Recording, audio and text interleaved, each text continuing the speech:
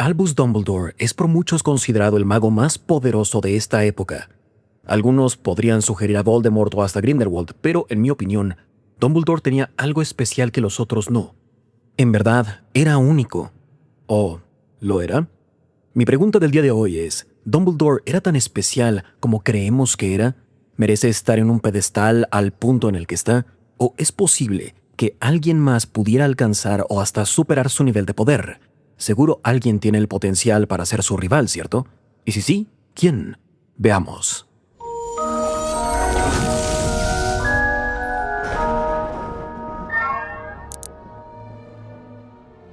Bienvenidos a Harry Potter Theory Español. Cuando las personas piensan en magos y brujas poderosos, lo común es asumir que estos individuos son poderosos porque simplemente lo son. Su poder viene de algo innato. Nacen con el talento para ser excelentes al hacer magia. Vemos lo mismo, por ejemplo, con atletas profesionales en nuestro propio mundo. Cuando alguien es un atleta de alto rendimiento, arroja la pelota lo más rápido, corre la distancia más larga, levanta el peso más grande, frecuentemente se atribuye a la genética. Son talentosos, se dice, pero lo que no vemos es el trabajo detrás de esa grandeza, los años de entrenamiento, la disciplina y los sacrificios que se hacen todos los días. Y es esta percepción de que otros son simplemente mejores por nacimiento y que esa es la razón principal de su éxito, que se ignora la resiliencia de algunos individuos verdaderamente capaces.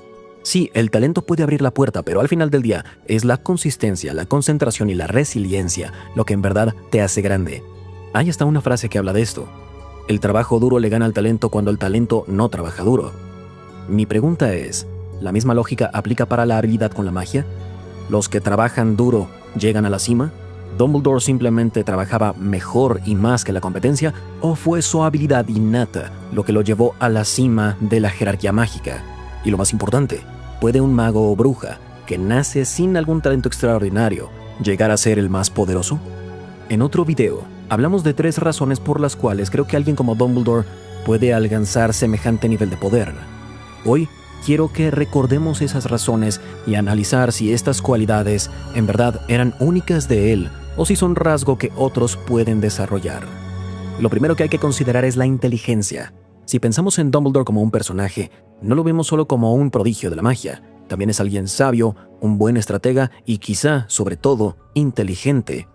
A lo largo de la historia humana, muchas mentes brillantes han llegado al mundo, pero solo unos pocos han destacado. Aquellos cuyo intelecto y logros han dejado una marca indeleble. Pensemos en Einstein o Da Vinci. Sus teorías redefinieron cómo percibimos el mundo a nuestro alrededor. Y creo que Dumbledore es, en muchas formas, el equivalente del mundo mágico. No era solo inteligente porque pudiera memorizar conjuros, sino porque pensaba diferente. Desafiaba los procesos convencionales, hacía preguntas que los otros no. Comprendía que la magia no era solo una herramienta, era una fuerza que estaba conectada con la emoción, la intención y la filosofía. Anticipaba eventos antes de que llegaran a suceder. Manipulaba las piezas en el tablero antes de que alguien se diera cuenta de que eran parte de un juego. Su inteligencia le dio la habilidad para entender a las personas y la magia a niveles muy profundos. Pero si bien Dumbledore era inteligente de una manera en la que no suele verse, en verdad, ¿era 1 en 1 millón?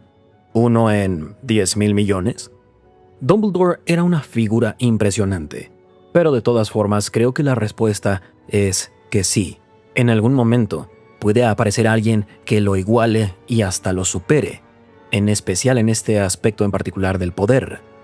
Lo siguiente que hay que considerar es el trauma. Algo que he reconocido como un patrón entre los poderosos magos y brujas es que muchos soportaron gran dolor y traumas a una edad temprana. Dumbledore perdió a su padre, madre y hermana, y cargó el peso de su familia sobre sus hombros.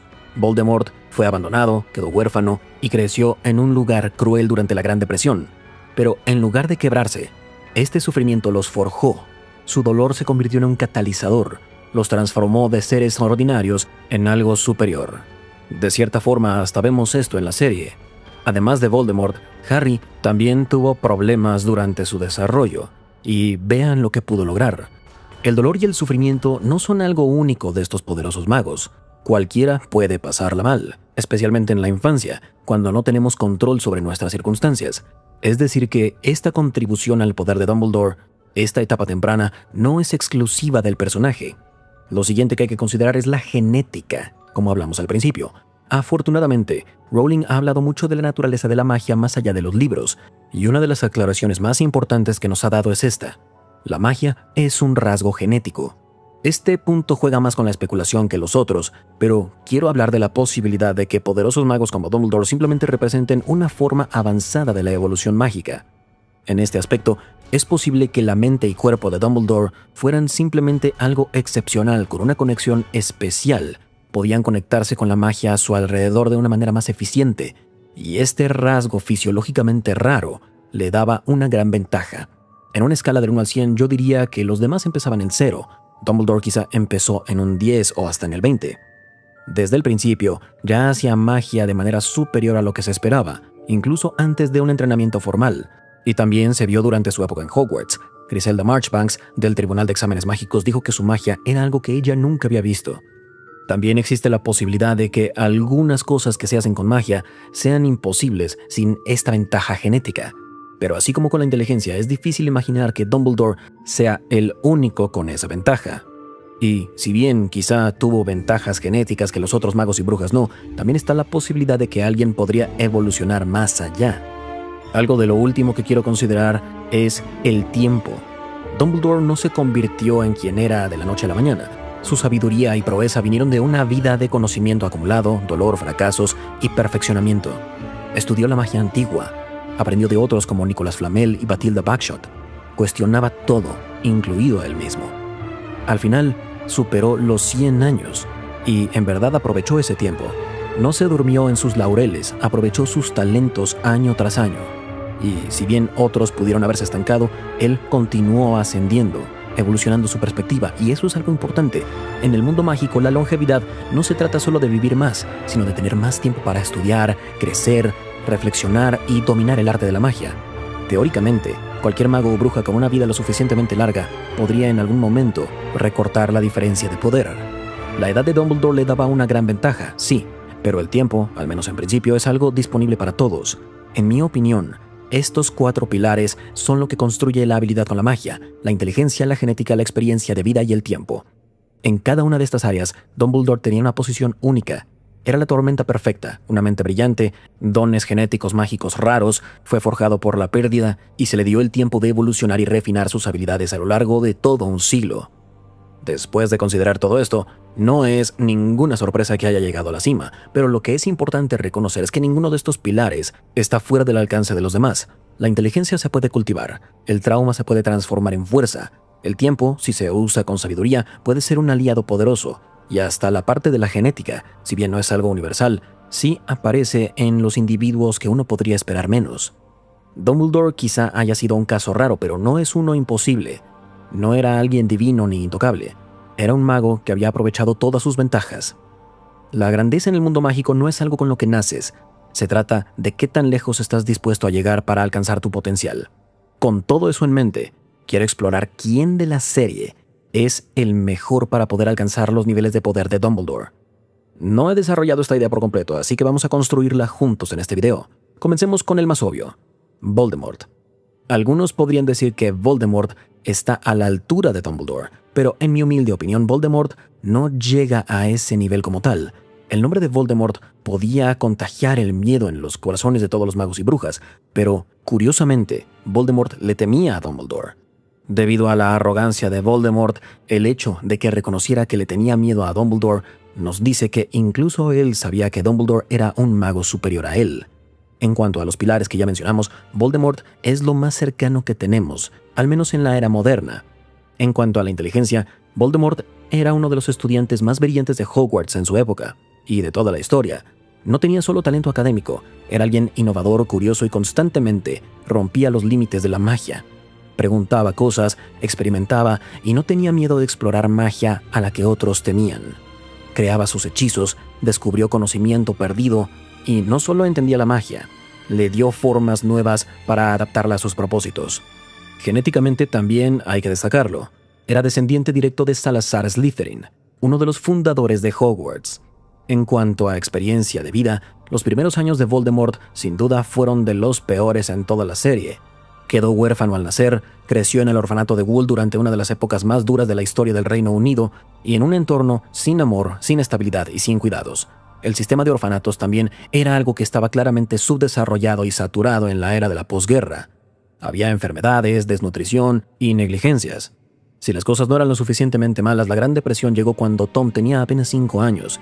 Sus años de formación en Harry Potter son de los peores para cualquier personaje en Harry Potter. Por último está el tiempo.